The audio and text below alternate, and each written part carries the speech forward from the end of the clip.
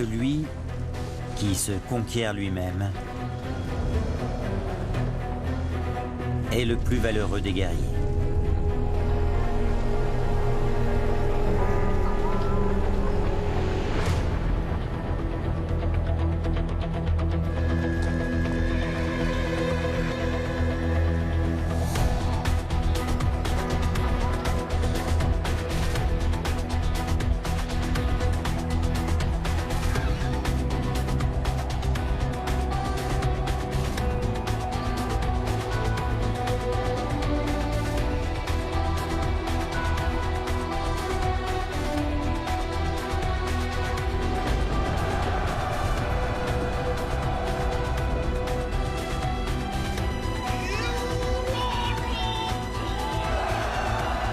Un souverain féroce unifie des royaumes rivaux et crée un empire destiné à durer 1000 ans.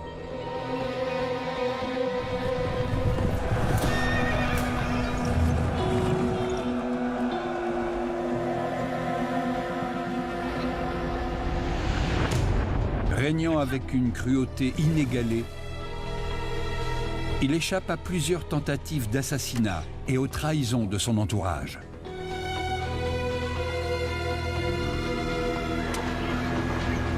Il est à l'origine d'un véritable trésor archéologique, fruit de son inlassable quête d'immortalité.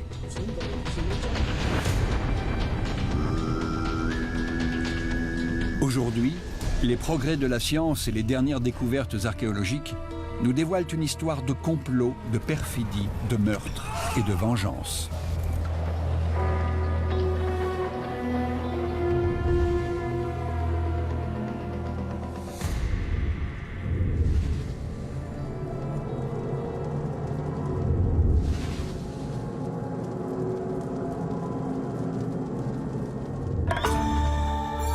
L'Empire chinois.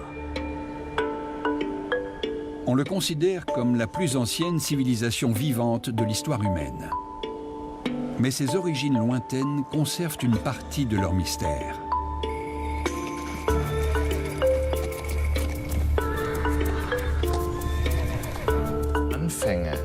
Les débuts de la civilisation chinoise, et plus particulièrement de l'Empire, restent obscurs. Selon l'historiographie traditionnelle, l'Empire serait né aux alentours de 2000 avant notre ère, avec la première dynastie, la dynastie Xia. Après avoir formé un gouvernement, les Xia ont adhéré à un système de transmission héréditaire du pouvoir. C'est pour cette raison qu'ils sont considérés comme la première dynastie de Chine. Mais on en sait très peu à leur sujet. Il n'y a aucune donnée archéologique prouvant l'existence de cette dynastie. Donc, nous en sommes réduits aux suppositions. Certains historiens soutiennent que la dynastie Xia n'est qu'un mythe. Une célèbre légende chinoise met d'ailleurs en scène un personnage héroïque censé être le fondateur de cette dynastie, Liu le Grand.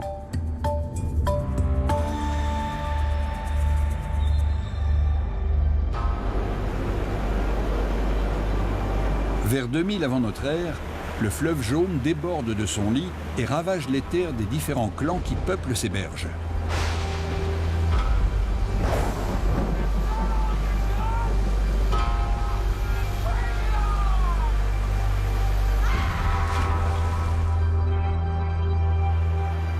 Un seigneur local charge alors un certain Gun de trouver un système pour canaliser la crue. L'ingénieur construit un réseau de digues aussitôt emporté par le torrent.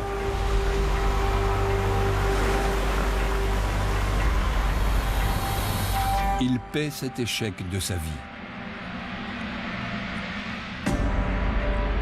Relevant à son tour le défi, son fils Yu entreprend de dompter le fleuve.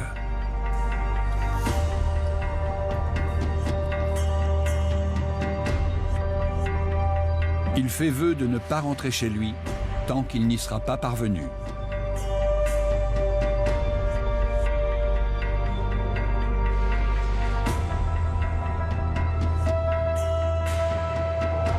Yu effectue le relevé du gigantesque cours d'eau qui s'étend sur plus de 4800 km et met au point un plan radical.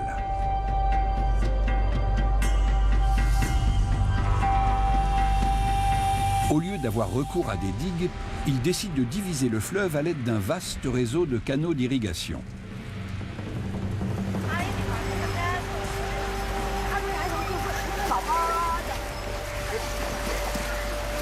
Mais pour réaliser ce projet ambitieux, il aura besoin de plusieurs milliers d'ouvriers.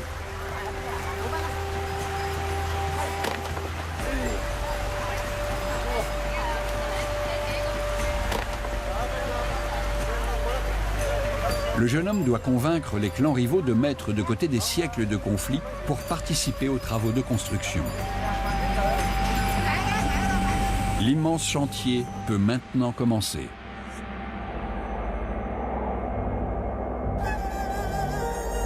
Dix ans plus tard, il n'est toujours pas terminé. L'histoire raconte qu'entre-temps, Yu est passé 3 fois devant chez lui, mais qu'il n'est jamais entré. Sa tâche n'était pas encore accomplie. Enfin, après 13 longues années, le gigantesque réseau de canaux est achevé.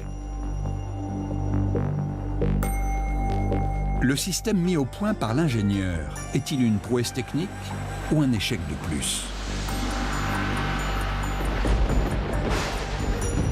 Le moment de vérité se présente lorsque de violents orages s'abattent à nouveau sur la région. La crue du fleuve est canalisée. Le chef-d'œuvre de Yu est un succès éclatant.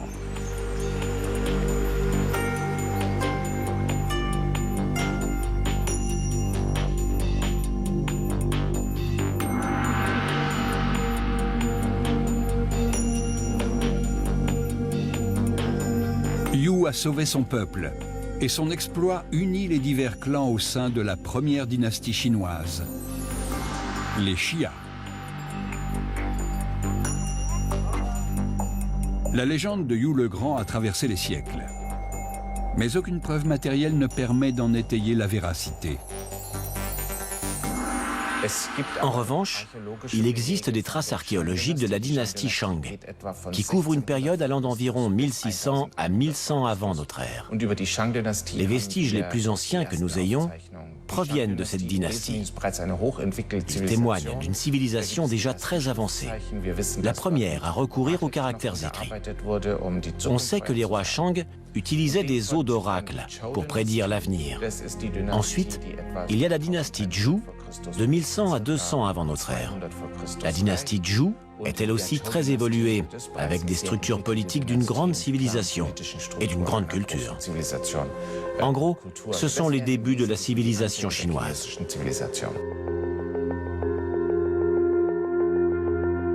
C'est une période de grande innovation dans tous les domaines, de la technologie militaire à la pensée philosophique. On assiste à un changement spectaculaire du mode de vie des Chinois et de leur façon de faire la guerre. C'est dans ce contexte qu'un philosophe légendaire voit le jour, Confucius. Confucius est sans doute le lettré le plus célèbre de toute l'histoire chinoise. Il a vécu de 551 à 479 avant notre ère. Et il est né dans une famille qui descendait de l'ancienne dynastie Shang.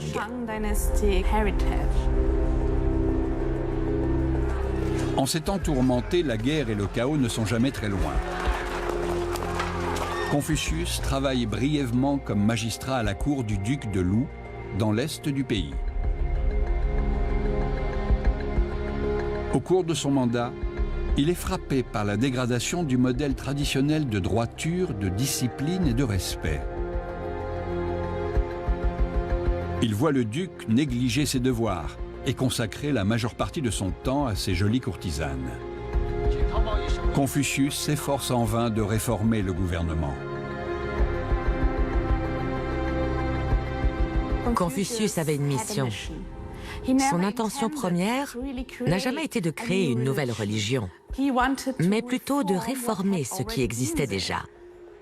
Il pensait qu'il suffisait que les gens arrêtent de déroger au protocole et aux rites pour mettre un terme aux guerres qui ravageaient le pays. Si les gens adoptaient un comportement vertueux, leur esprit deviendrait vertueux aussi. Il était d'avis que quelle que soit la naissance et le niveau d'éducation d'une personne, elle était apte à devenir un Chunzi, un homme noble. Un souverain juste et intègre pourrait ainsi, par le simple exemple d'une vie en accord avec les rites, inciter ses sujets à devenir des gens de bien. Son objectif était de développer la sagesse au sein du peuple. Parce que la sagesse est la base de la paix et de l'harmonie.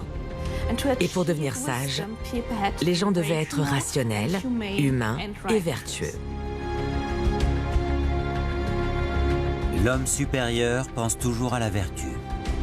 L'homme du commun pense au confort. Confucius quitte la cour et part à la recherche d'un prince vertueux. Il a passé environ 13 ans loin de sa province natale à voyager à travers les différents États de l'époque, menant une existence très misérable, en compagnie de tous ces jeunes hommes qui le suivaient et notaient ses paroles. De son vivant, il n'a jamais vraiment été apprécié. Il n'a jamais été connu ni vénéré pour ce qu'il faisait. Tout ça est arrivé après sa mort. Le philosophe s'éteint à 72 ans, sans avoir trouvé de souverain à la hauteur de ses idéaux. Il meurt persuadé d'avoir failli à sa mission. Mais ses disciples transmettent ses enseignements pour la postérité. Ils sont devenus fonctionnaires, ils ont influencé le gouvernement et fondé des écoles. Ils ont vraiment activement répandu sa pensée, parce que c'était nouveau, que tout le monde voulait la paix et que les gens aspiraient à échapper à leur classe. Son idée, c'était d'enseigner la probité et l'humanité toute classe et toute strate sociale confondue. Dans un pays bien gouverné, la pauvreté est une chose honteuse. Dans un pays mal gouverné, la richesse est une chose honteuse. Grâce aux étudiants de Confucius qui ont compilé ses enseignements dans un livre intitulé « Les Analectes », sa pensée continue aujourd'hui encore à influencer la Chine. À la même époque, un autre grand théoricien contemporain de Confucius révolutionne l'art de la guerre. Son nom est Sun Tzu. Sun Tzu fait partie des membres fondateurs d'une école de pensée très spéciale, appelée Bingjia, l'école de la guerre. Elle a produit plusieurs traités militaires, des Bingfa. Il y a l'art de la guerre de Sun Tzu, mais il y en a aussi beaucoup d'autres. Les philosophes qui constituaient cette école avaient tous une expérience militaire et ils ont commencé à s'interroger sur la nature de la guerre, sur les tactiques les plus efficaces, sur les règles auxquelles il fallait se plier et celles qu'on pouvait contourner. Il y a évidemment des chapitres consacrés à la stratégie, mais l'ouvrage fait aussi la part belle à la psychologie, à l'économie et à l'art de gouverner. Les membres de l'école de la guerre acceptaient le conflit comme une nécessité, sans pour autant le rechercher. Le chapitre de Sun Tzu le plus intéressant, qu'on utilise désormais aussi dans les entreprises, est le chapitre 13, Yongjian, qui traite du renseignement et de l'espionnage. Sun Tzu dit que le souverain sage utilise le renseignement pour obtenir des informations sur son ennemi de façon à le vaincre plus rapidement et à déplacer ses troupes de façon plus efficace. À l'époque, les préceptes de l'art de la guerre revêtent une importance capitale. En effet, l'an 481 avant notre ère marque le début de la période dite des royaumes combattants. L'Empire se morcelle en petits États indépendants. Au cours de ce processus, le grand empire uniforme va peu à peu se transformer en un patchwork de principautés et de royaumes mineurs, dont les dirigeants passent leur temps à se faire la guerre. C'est pour cette raison qu'on appelle ça la période des royaumes combattants. à cause des conflits incessants entre les différents seigneurs locaux. La Chine de la dynastie Zhou est caractérisée par le déclin du pouvoir central et la prolifération de fiefs individuels. Les dirigeants de ces États deviennent autant de généraux à la tête de troupes bien armées. Les princes ont été obligés de se transformer en chefs militaires. C'était la seule façon pour eux de survivre. Il était donc essentiel qu'ils puissent s'appuyer sur de vastes armées, des armées de plusieurs centaines de milliers de soldats. Et qui étaient ces soldats? Principalement des paysans enrôlés de force. À partir du moment où ils vivaient sur le territoire d'un suzerain, tous les hommes valides devaient accomplir un service militaire qui durait parfois des années. C'est avec ces méthodes et ce type d'organisation de la société que les princes militaires ont réussi, si l'on peut dire, à mettre en place de puissantes armées pour mener à bien leurs expéditions guerrières. Avec la découverte de la fonte du fer, de nouvelles armes meurtrières font leur apparition. C'est une innovation qui s'est avérée très importante à terme. Beaucoup d'armes ont été conçues à ce moment-là. C'est le cas des épées, bien sûr, mais aussi des arbalètes, d'autres armes de jet, des haches, des différentes armes d'estoc et de taille. Elles étaient toutes en fer. Et elles ont toutes été développées et améliorées de façon systématique.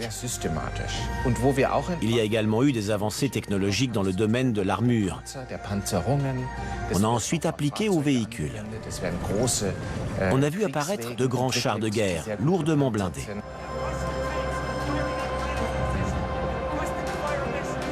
La guerre est marquée par deux évolutions majeures.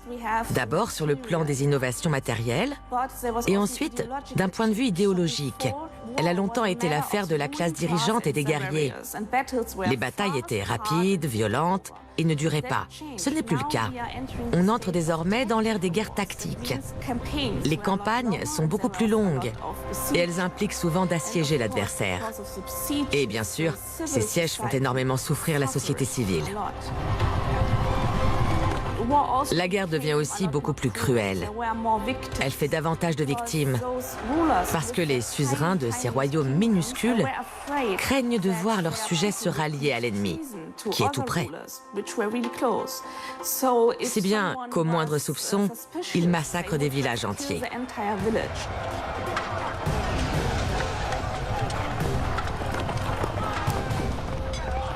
Les seigneurs collectionnent les crânes comme des trophées. Toutes les sources évoquent des crânes empilés les uns sur les autres dans les villages. Elles racontent aussi que les sièges duraient parfois si longtemps que les parents finissaient par manger leurs propres enfants. Et il est très clair que ce n'est pas une métaphore. La période des royaumes combattants dure encore plus de 200 ans. Au départ, il y a plus d'une centaine de principautés indépendantes.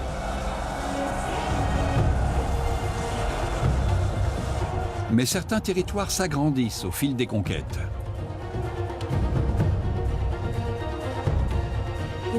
À la fin des royaumes combattants, 7 grands États émergent.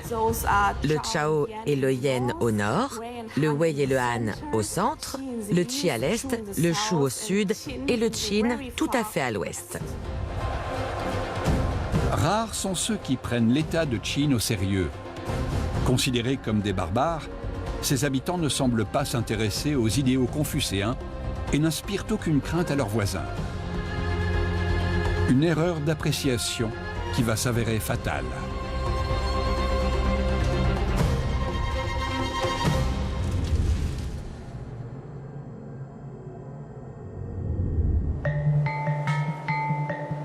En 259 avant notre ère, une concubine du roi de Qin donne naissance à un fils.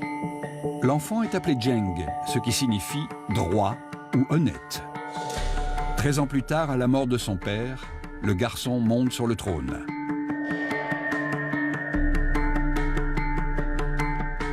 Malgré le jeune âge de leur souverain, les armées de Qin partent à la conquête des 6 autres États.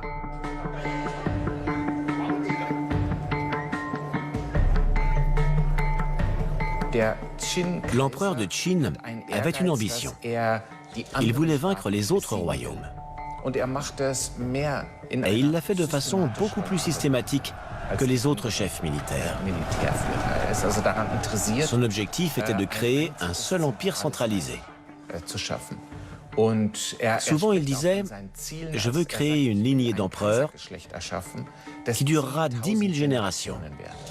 L'État de Qi a été sa toute dernière conquête. Cette victoire était la conséquence directe de l'influence de Sun Tzu sur le roi de Qin, parce qu'il a eu recours aux renseignements. Il lui a fallu à peine 15 ans pour s'emparer de tout le reste du royaume. En 221, devenu maître de tout le pays, il s'est arrogé un nouveau titre. Les précédents souverains des dynasties Shang et Zhou se faisaient appeler Wang, roi. Lui a dit « Ce n'est pas assez pour moi. Je suis différent des autres. Mon nouveau titre sera Wangdi, qu'on traduit généralement par « empereur ». Quant à Qi, ça signifie « premier ». Il s'est donc littéralement fait appeler « premier empereur de Qin ».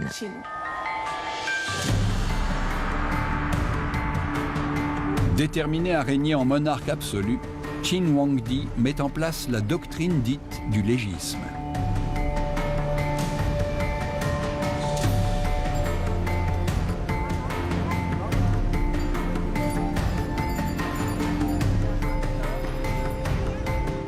Qu'est-ce que le légisme? C'est l'idée qu'il faut avoir recours à des lois et à un système de récompenses et de punitions pour contrôler les êtres humains, afin qu'ils se comportent correctement et pour maintenir l'harmonie au sein de l'État. En termes plus modernes, c'était certainement un despote. Le système légiste était en réalité une autocratie inflexible et cruelle, ce qu'on appellerait aujourd'hui une dictature. L'État tout entier était centré sur sa personne, et un certain culte de la personnalité s'est donc développé. Il n'était pas vénéré comme un dieu, mais il se considérait lui-même au-dessus des divinités locales. Il était quelque part entre les deux. Pas dans les cieux, mais au-dessus des divinités communes. Il avait un statut à part. Sous le règne du premier empereur, toute infraction à la loi est punie par un châtiment brutal, voire inhumain. Les décapitations sont menées courantes.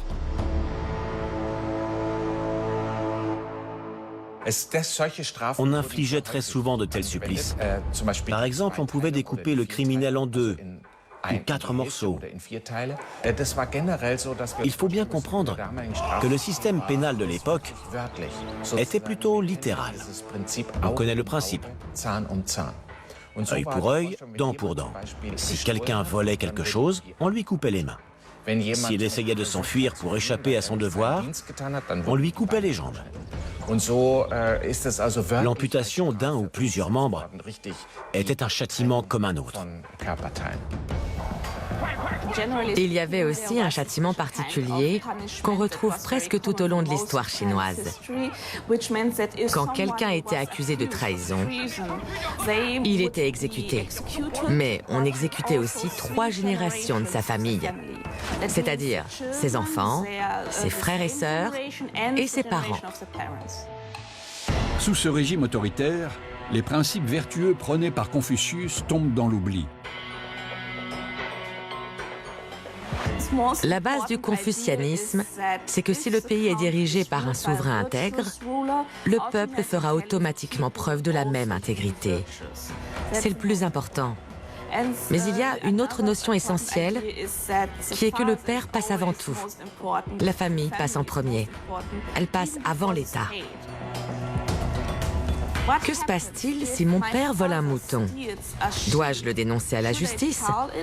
Confucius répond: le lien entre le père et son fils prime sur celui entre le souverain et son sujet.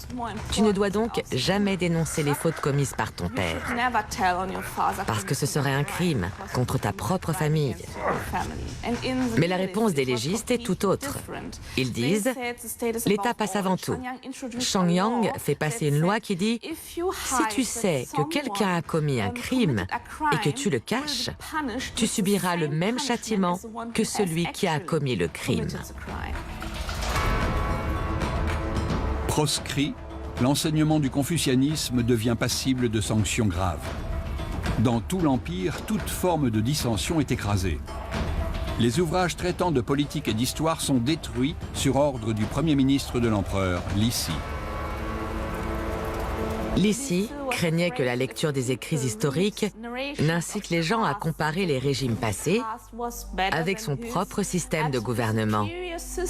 Pour sa part, il le jugeait évidemment supérieur à tous les autres et il ne voulait laisser aucune place à la nostalgie des temps passés. Les textes classiques devaient donc disparaître. Le règne de Shi Huangdi est marqué par plusieurs tentatives d'assassinat qui sont toutes contrecarrées. Il a été victime de 3 tentatives d'assassinat en tout. Différentes personnes se sont attaquées à lui, d'anciens princes ou des opposants. Ça explique sans doute pourquoi il avait aussi peur de mourir. On a tenté de le tuer avec un arc et une flèche, puis de l'empoisonner à plusieurs reprises.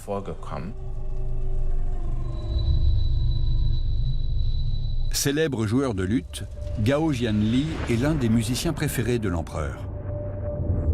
Mais l'un de ses proches a tenté de tuer Shi Huangdi. Quelqu'un finit par le dénoncer. Soyez prudent, il veut vous tuer lui aussi. Il a juste dit « Ok, je ne peux pas éliminer un tel talent. Il joue trop bien du luth. » Alors il lui a juste fait nucléer les yeux. Une fois aveuglé, il l'a gardé à ses côtés parce qu'il aimait particulièrement sa musique. Mais Gao Jianli a mis du plomb dans son luth pour l'alourdir. Et il a essayé de défoncer le crâne de l'empereur avec. Ça n'a pas marché. Et il a fini par être exécuté à son tour. Obsédé par la peur de mourir, le premier empereur est prêt à tout pour accéder à la vie éternelle. Il se lance dans une quête effrénée d'immortalité.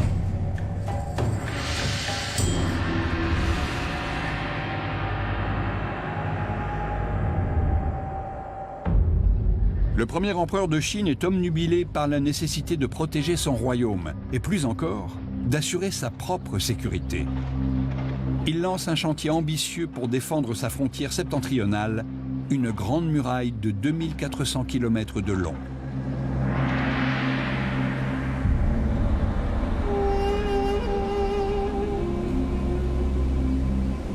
On croit souvent à tort qu'il n'y a qu'une seule grande muraille de Chine. Mais c'est faux. En réalité, des murs de défense contre les envahisseurs ont été érigés un peu partout dans le pays. Une fois qu'il est devenu empereur, Shi Huangdi a commencé à faire abattre les murs entre Yan, Qi et Zhao parce qu'il morcelait son empire. Mais par la suite, il a fait construire un nouveau mur au nord, contre les Xiongnu. Les Xiongnu étaient un peuple de nomades à cheval originaires d'Asie du Nord. Ces murs étaient généralement gardés par des hommes en armes qui utilisaient un système très efficace de feu de signalement. Si un feu était allumé quelque part à l'extrémité est du mur, ça déclenchait une réaction en chaîne. Tout le monde allumait des feux jusqu'à ce que le messager de la capitale soit averti et aille prévenir l'empereur que l'ennemi approchait. Shi Huangdi n'a aucun mal à recruter la main-d'œuvre nécessaire. À l'époque, les ouvriers étaient tous des forçats. Les lois de la dynastie de Qin étaient très strictes et ceux qui les enfreignaient s'exposaient à de multiples sanctions, parmi lesquelles les travaux forcés. Les gens qui étaient condamnés aux travaux forcés pour 5, 10 ou même 20 ans étaient envoyés sur ces gigantesques chantiers. Les archives nous révèlent que dans certaines régions, il y avait 700 000 ouvriers employés sur différents sites de construction. Si la plupart d'entre eux étaient des forçats, il y avait aussi des artisans, des volontaires et des paysans. Tous les paysans étaient astreints au service militaire, mais ils devaient aussi fournir de la main-d'œuvre à l'empereur.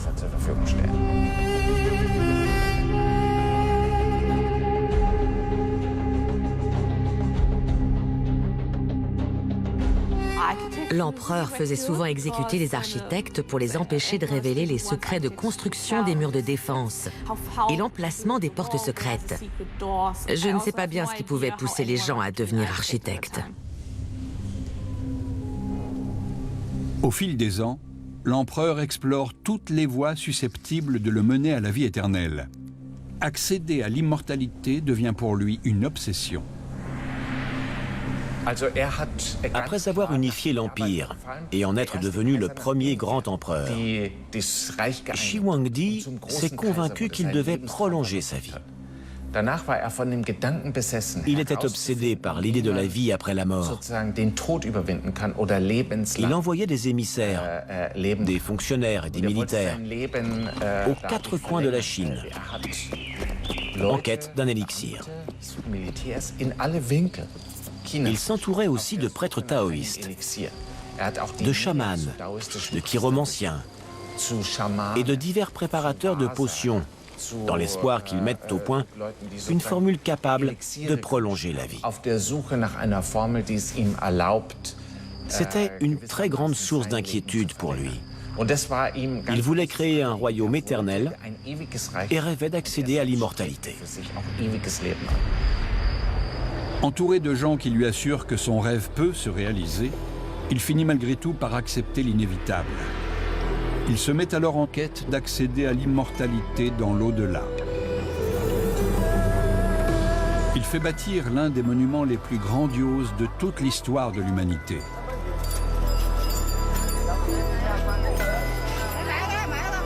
En mars 1974, en creusant un puits, des paysans chinois tombent sur un trésor archéologique.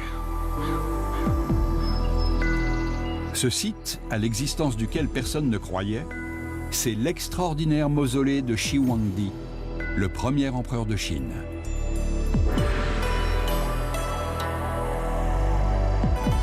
Une armée de 8000 soldats de terre cuite, grandeur nature, garde un vaste tumulus, une montagne artificielle plus massive que les pyramides d'Égypte.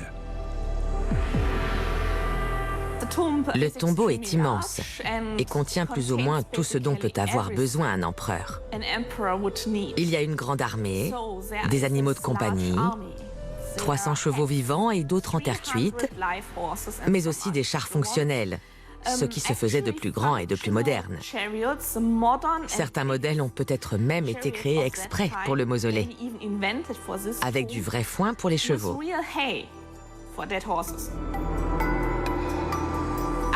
Il y a beaucoup d'ustensiles en bronze, des bijoux, de l'argent, des servantes, des danseuses. Dans l'une des fosses, il y a des cours d'eau artificiels et une salle d'audience qui contient la couronne et les vêtements impériaux.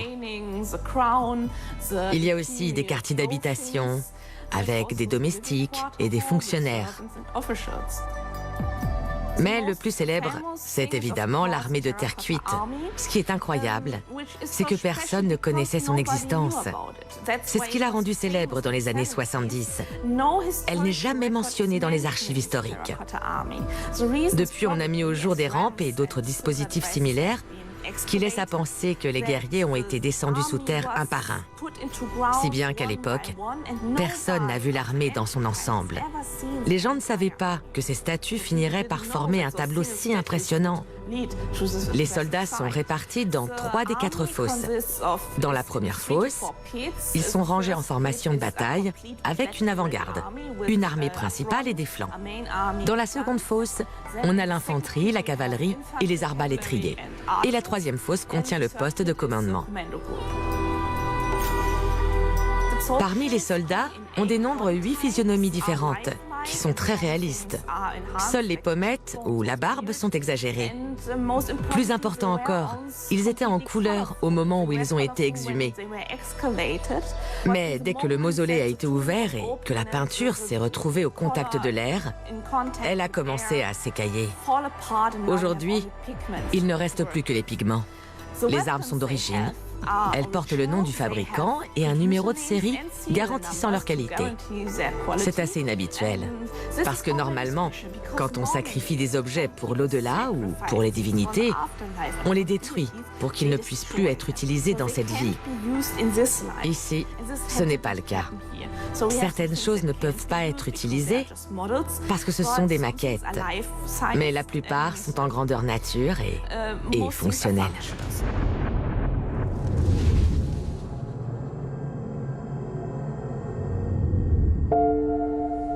En 1974, la mise au jour du mausolée du premier empereur dévoile l'un des sites archéologiques les plus extraordinaires de toute l'histoire. Bien sûr, cette découverte soulève de nombreuses questions. Pourquoi avait-il besoin d'une telle armée? De quoi cherchait-il à se cacher? Les gens demandent souvent si c'est parce qu'il était paranoïaque et qu'il avait peur de la mort. Mais il ne faut pas oublier que dans la Chine antique, la notion d'enfer n'existait pas. Ce n'était donc pas la mort elle-même qui lui faisait peur. On considérait alors l'au-delà comme le reflet de cette vie et on pouvait emporter dans la tombe toutes ses possessions pour les conserver par-delà la mort. Peut-être que son idée du paradis, c'était de parvenir à conquérir tout l'au-delà. Ce qui est aussi fascinant, c'est le nombre de sujets qui ont suivi leur empereur dans la tombe.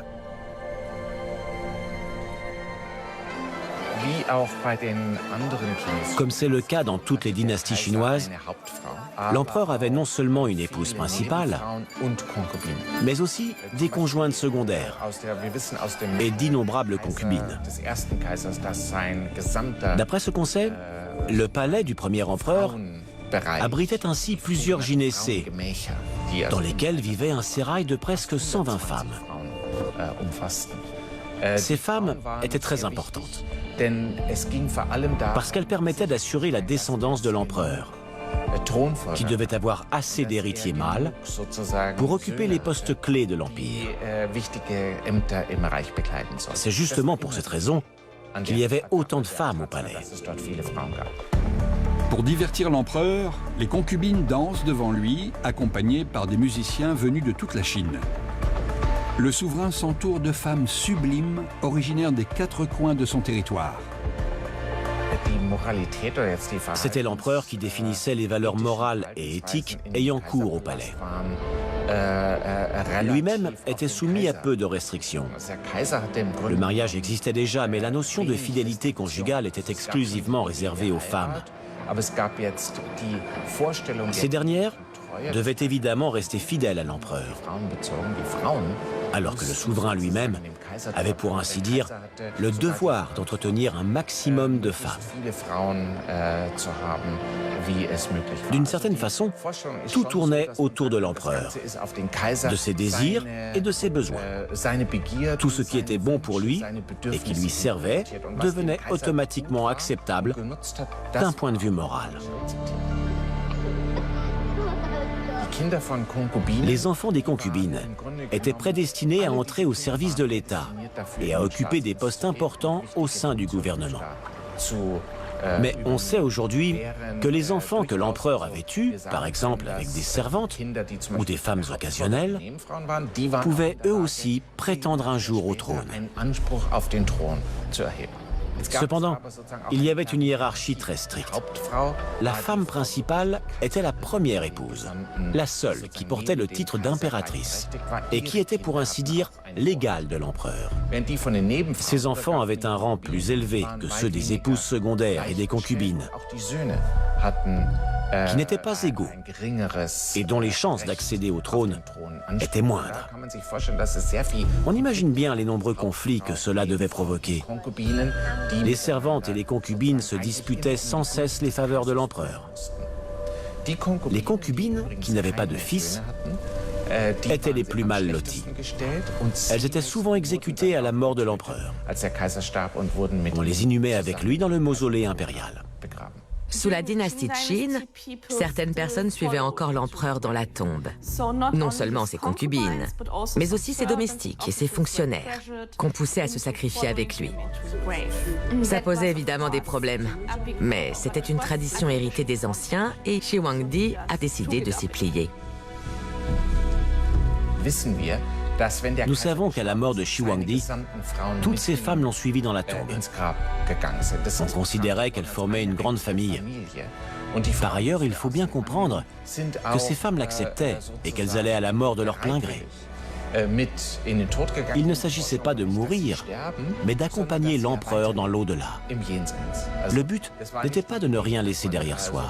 Simplement, on pensait alors que les concubines et les maîtresses mèneraient une existence tout aussi confortable dans l'au-delà, en compagnie de l'empereur.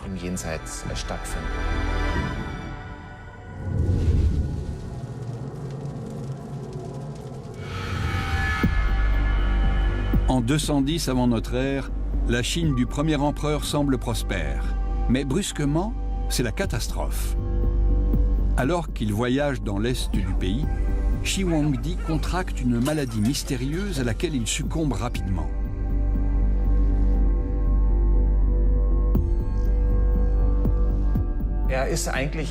Au bout du compte, il est mort de cause naturelle. Le premier empereur, qui avait si peur d'être assassiné, était en voyage près de l'océan Pacifique. Un matin, il s'est senti mal, il a perdu connaissance, et en gros, il ne s'est jamais réveillé. Sa grande ambition était de soumettre les autres États pour fonder un empire uni. Et c'est ce qu'il a fait. Il a créé cet empire alors qu'il avait à peine 35 ans. Et ensuite, il a régné une quinzaine d'années, avant de mourir à l'âge de 49 ans. Le souverain est inhumé dans la nécropole qu'il a fait bâtir pour tenir tête à la mort. Quant à son empire, il s'avère finalement très fragile. Sa dynastie s'effondre moins de 5 ans après sa disparition. Les réformes de Shi Huangdi ont semé la misère et la famine à travers tout le pays. Pour la population, c'est le signe que le mandat du ciel lui a été retiré. La chute de l'Empire ne surprend donc personne. La succession a tout de suite posé problème. Personne ne pouvait remplacer le premier empereur. Son fils préféré a commencé à se disputer avec son fils aîné. Et cela a provoqué des luttes intestines. L'unité de l'Empire s'est fissurée. Et les dissidents en ont profité pour se rebeller contre l'empereur et la dynastie Qin. La légende raconte que les rebelles ont dépouillé les guerriers de terre cuite pour armer la révolution.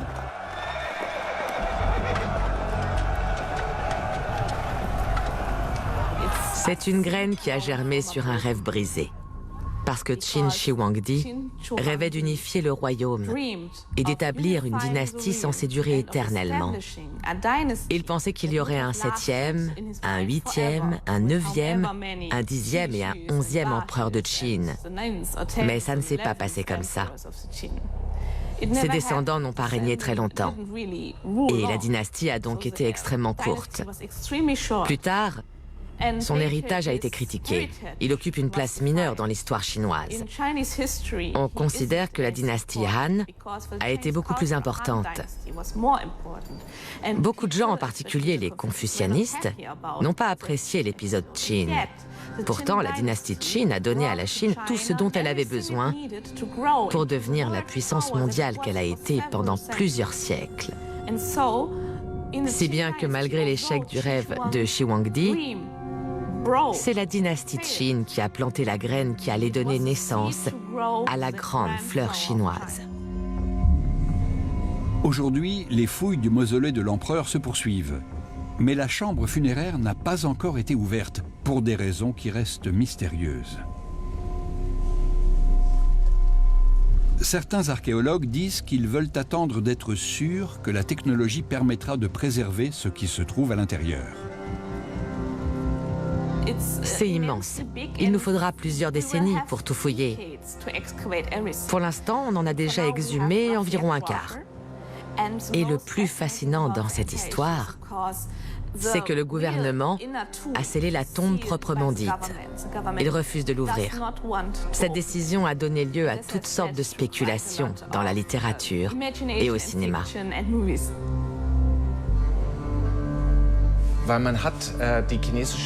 Comme personne ne sait à quoi s'attendre, et que les Chinois ne veulent pas prendre le risque de détruire quoi que ce soit, les tombes n'ont encore jamais été ouvertes et nous manquons de données archéologiques. Il y a plusieurs théories. Certains évoquent une malédiction qui protégerait la tombe du roi de Qin. D'autres disent que les communistes craignent pour leur légitimité parce qu'ils affirment perpétuer un pouvoir vertueux et ils ne veulent donc pas ouvrir la tombe. D'autres encore soutiennent que la tombe a déjà été pillée et qu'ils cherchent à le cacher. Il y a toutes sortes de rumeurs qui circulent, mais on n'a aucune certitude. Shi Huangdi s'était fixé pour objectif de créer un empire qui durerait 1000 ans et d'accéder à la vie éternelle.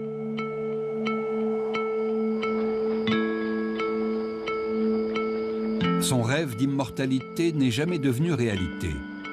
Mais les idées et les objets façonnés au cours de sa vie ont traversé les siècles.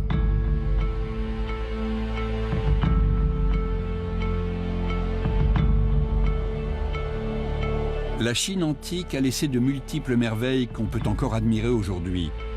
Mais peu d'entre elles rivalisent avec le mausolée et l'armée de terre cuite du premier empereur.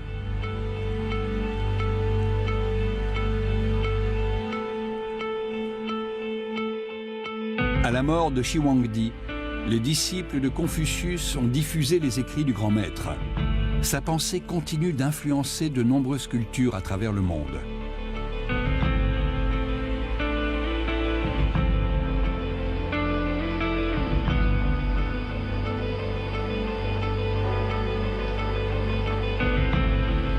Par la suite, les empires prospères de la Chine antique ont vu naître toutes sortes d'innovations et de progrès remarquables. Le papier, l'imprimerie, la boussole, la poudre à canon. Ce n'est là qu'un petit échantillon des apports extraordinaires d'une des plus anciennes civilisations du monde. L'héritage direct de la dynastie Qin, protégé par sa grande muraille et baigné dans les larmes et le sang d'un peuple soumis à la tyrannie d'un despote et à ses rêves d'empire.